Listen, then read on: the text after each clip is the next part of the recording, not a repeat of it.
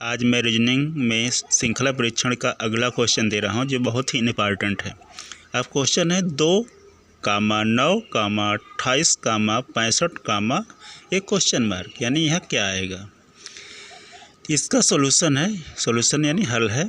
इस श्रृंखला में घन यानी क्यूब में एक जोड़ करना है, यानी एक क्या करना है, जोड़ करना है यानी जोड़ना है।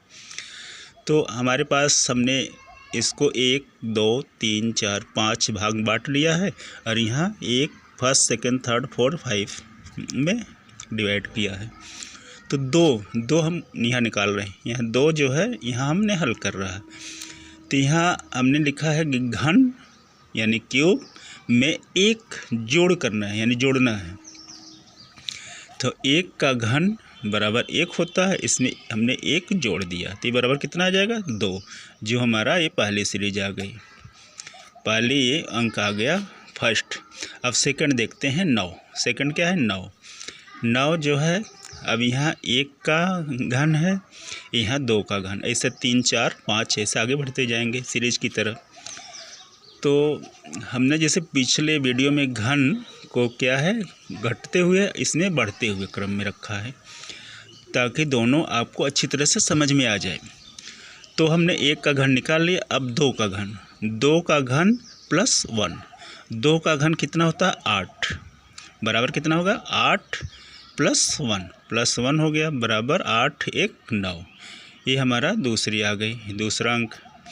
अब तीसरा जो है सीरीज का तीसरा अंक 28 में अब यहाँ 1 का घन, 2 का घन, 3 का घन। अब 3 का घन धन 1, अब 3 का घन हो जाता है 27, तो बराबर कितना आ जाएगा बराबर 27 धन 1 बराबर 27 में 1 आप जोड़ेंगे कितना आ जाएगा 28। ये हमारा ये तीसरा आ गया। अब चौथा देखिए 65। चौथा क्या है 65 कैसे आएगा, 4 का घन धन 1, 4 का घन होता है 64, तब बराबर हो जाएगा 64 धन 1, 64 में 1 जोड़ेंगे तो आ जाएगा 65, जो हमारा ये चौथा आ गया। अब क्वेश्चन मार्क 5वां कैसे आएगा। अब क्वेश्चन मार्क निकालना है, यही इसका आंसर है।